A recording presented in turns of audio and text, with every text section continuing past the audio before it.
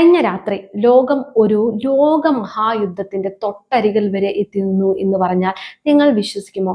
അതും വെറും മണിക്കൂറുകളുടെ വ്യത്യാസത്തിൽ വൻ ശക്തി രാജ്യങ്ങളുടെ തലപ്പത്തിരിക്കുന്ന ചിലരുടെ എടുത്തുചാട്ടങ്ങളും അസ്ഥിരമായ തീരുമാനങ്ങളും എങ്ങനെയാണ് കോടിക്കണക്കിന് മനുഷ്യരുടെ ജീവൻ വെച്ചുള്ള പകിടകളിയായി മാറുന്നത് എന്നതിന്റെ ഏറ്റവും പുതിയ ഉദാഹരണമാണ് ഇപ്പോൾ പുറത്തു വരുന്നത്. US പ്രസിഡന്റ് ഡൊണാൾഡ് ട്രംപ് തന്റെ ട്രൂത്ത് സോഷ്യൽ പ്ലാറ്റ്ഫോമിൽ പങ്കുവെച്ച ആ ഒരു ഞെട്ടിക്കുന്ന പ്രസ്താവന അത് നോക്കൂ.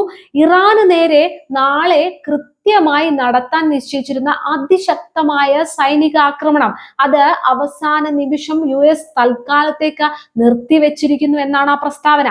ഒരു വശത്ത് ലോകത്തെ സമാധാനിപ്പിക്കാൻ നോക്കുന്നുവെന്ന് വരുത്തി തീർക്കുമ്പോഴും യഥാർത്ഥത്തിൽ ഒരു പരമാധികാര രാജ്യത്തിനു മേൽ എപ്പോൾ വേണമെങ്കിലും ബോംബിടാൻ താൻ തയ്യാറാണെന്ന കടുത്ത യുദ്ധക്കൊതിയല്ലേ ട്രംപ് ഇവിടെ പരസ്യമാക്കുന്നത്.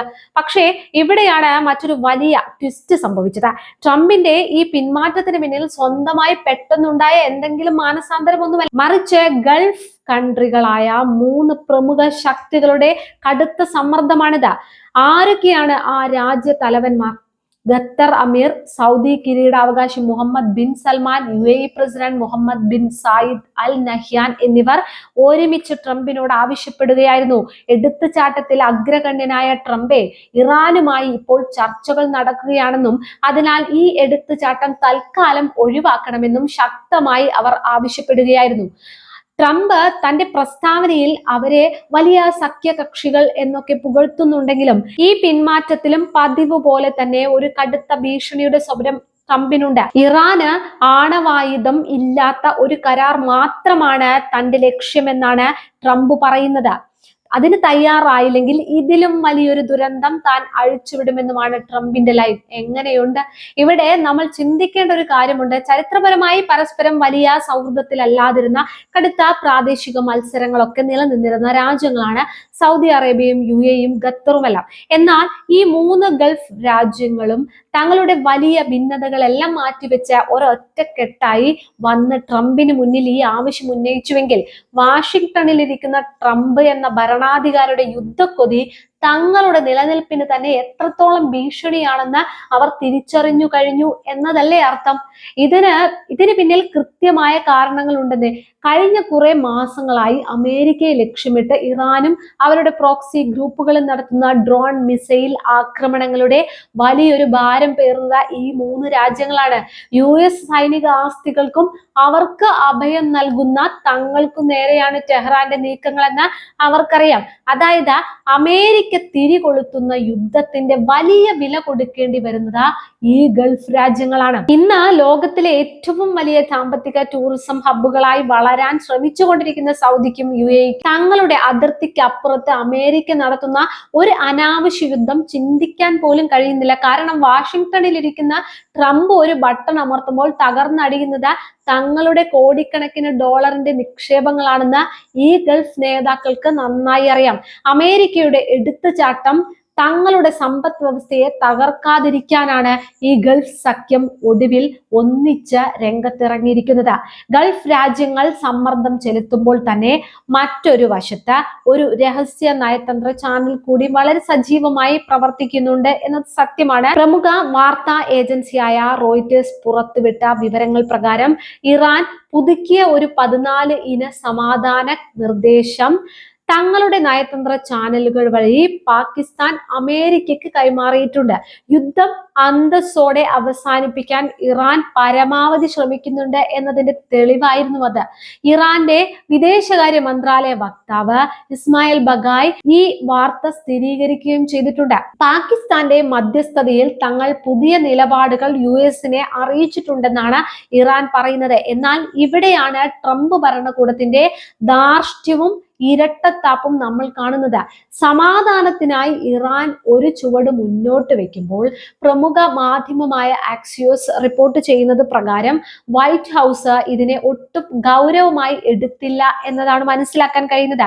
ഒരു മുതിർന്ന US ഉദ്യോഗസ്ഥൻ പറഞ്ഞ റിപ്പോർട്ടുകൾ പ്രകാരം ഇറാന്റെ പുതിയ നിർദ്ദേശത്തിൽ കാര്യമായ ഒരു പുരോഗതിയും ഇല്ലെന്നും ഇത് യുദ്ധം ഒഴിവാക്കാൻ ഒട്ടും പര്യാപ്തമല്ലെന്നുമാണ്. അതായത് സമാധാന ചർച്ചകളെ പോലും തങ്ങളുടെ താല്പര്യങ്ങൾക്കനുസരിച്ച് മാത്രം വിലയിരുത്തുന്ന ഒരു തരത്തിലുള്ള സമീപനമാണ് ഇവിടെ അമേരിക്ക സ്വീകരിക്കുന്നത്.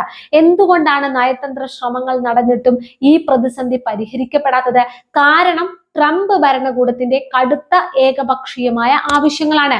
ഒരു പരമാധികാര രാജ്യത്തിനു മേൽ പൂർണ്ണമായ മേധാവിത്വം സ്ഥാപിക്കാനാണ് അമേരിക്ക ഇവിടെ ശ്രമിച്ചുകൊണ്ടിരിക്കുന്നത്. ചുരുക്കത്തിൽ അമേരിക്കയുടെ നിലപാട് ഇതാണ്. എന്താണെന്ന് വെച്ചാൽ അന്താരാഷ്ട്ര ആണവോർജ ഏജൻസിയുടെ കടുത്ത മേൽനോട്ടത്തിൽ സമാധാനപരമായ ആണവ പ്രവർത്തനങ്ങളാകാം. പക്ഷേ യുറേനിയം സമ്പുഷ്ടമാക്കാൻ, അതായത് യുറേനിയം എൻറിച്ച്മെന്റ് ഇറാന് യാതൊരു അവകാശവുമില്ലെന്ന്, അതായത് ഇറാന്റെ സാങ്കേതിക വളർച്ചയുടെ താക്കോൽ തങ്ങളുടെ കയ്യിലിരിക്കണമെന്ന് അമേരിക്ക വാശി പിടിക്കുന്നു. എന്നാൽ ഇതിനോട് ഇറാൻ പ്രസിഡന്റ് മസൂദ് പെസഷ്കിയാൻ സ്വീകരിച്ച ശക്തമായ നിലപാട് എന്താണെന്നറിയാമോ? അത് സൂപ്പറാണ്, പറയാതെ വയ്യ. അദ്ദേഹം പറഞ്ഞത്, കഴിഞ്ഞ ദിവസമാണ് അദ്ദേഹം ഈ കാര്യം പറഞ്ഞത്, ചർച്ച എന്നാൽ കീഴടങ്ങലല്ല എന്നാണ്. അതായത് അമേരിക്കയ്ക്ക് മുന്നിൽ മുട്ടുമടക്കി ഒരു കരാറിനും തങ്ങളില്ല എന്ന് അദ്ദേഹം ഉറപ്പിച്ചു പറയുന്നു. തങ്ങളുടെ രാജ്യത്തിന്റെ അവകാശങ്ങൾ സംരക്ഷിച്ചുകൊണ്ട് മാത്രമേ ചർച്ചയുള്ളൂ എന്ന് പറയുന്ന ഇറാൻ തങ്ങളുടെ മേലുള്ള കടുത്ത സാമ്പത്തിക ഉപരോധങ്ങൾ പൂർണ്ണമായി നീക്കണമെന്നും എണ്ണ കയറ്റുമതി തടസ്സപ്പെടുത്തരുതെന്നും ആവശ്യപ്പെടുന്നു. പശ്ചിമേഷ്യയിലെ പ്രതിസന്ധികൾക്ക് കാരണം അമേരിക്കയുടെ സാന്നിധ്യമാണെന്നിരിക്കെ ട്രംപിന്റെ ഭീഷണികൾക്ക് മുന്നിൽ പൂർണ്ണമായി കീഴടങ്ങാൻ അവർ തയ്യാറല്ല. അങ്ങനെയെങ്കിൽ ട്രംപ് ഇപ്പോൾ പ്രഖ്യാപിച്ച ഈ താൽക്കാലിക നിർത്തിവെപ്പ് എന്തിനാണ്? യഥാർത്ഥത്തിൽ ഇതൊരു നയതന്ത്ര നീക്കമല്ല, മറിച്ച് ലോകത്തിന് മുന്നിൽ ഒരു കപട നാടകം കളിക്കുകയാണ്. തങ്ങൾ ചർച്ചയ്ക്ക് തയ്യാറായിരുന്നു എന്ന് വരുത്തി തീർക്കുകയും എന്നാൽ ഇറാൻ തങ്ങളുടെ കടുത്ത നിബന്ധനകൾ അംഗീകരിച്ചില്ല എന്ന കാരണം പറഞ്ഞ് പിന്നീട് വൻതോതിലുള്ള സൈനിക ആക്രമണത്തിന് വഴിമരുന്നിടുകയുമാണ് ട്രംപിന്റെ ലക്ഷ്യം.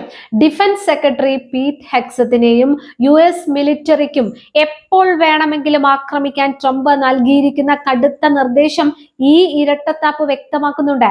ചുരുക്കി പറഞ്ഞാൽ ലോക സമാധാനത്തെക്കാൾ സ്വന്തം രാഷ്ട്രീയ നേട്ടങ്ങൾക്കും മേധാവിത്വത്തിനും മുൻഗണന നൽകുന്ന അമേരിക്കൻ നയങ്ങളുടെ ഇരയായി ഇപ്പോൾ മിഡിൽ ഈസ്റ്റ് മാറിക്കൊണ്ടിരിക്കുകയാണ്. ഗൾഫ് രാജ്യങ്ങളുടെ ശക്തമായ ഇടപെടൽ കാരണം തൽക്കാലം ഒരു വൻ ദുരന്തം ഒഴിവായി എന്ന് മാത്രം. പക്ഷേ ട്രംപിന്റെ ഈ ഭീഷണിയുടെ രാഷ്ട്രീയം എത്ര നാൾ മുന്നോട്ട് പോകും? നിങ്ങളുടെ അഭിപ്രായം എന്താണ്? ട്രംപിന്റെ ഈ താൽക്കാലിക പിന്മാറ്റം വെറും ഒരു യുദ്ധതന്ത്രവും ലോകത്തെ പറ്റിക്കാനുള്ള ഒരു നാടകവുമായി കരുതുന്നുണ്ടോ? ഒരു പരമാധികാര രാജ്യത്തിന്റെ അവകാശങ്ങളെ ചോദ്യം ചെയ്യുന്ന അമേരിക്കൻ നിലപാടുകളോട് നിങ്ങൾ യോജിക്കുന്നുണ്ടോ?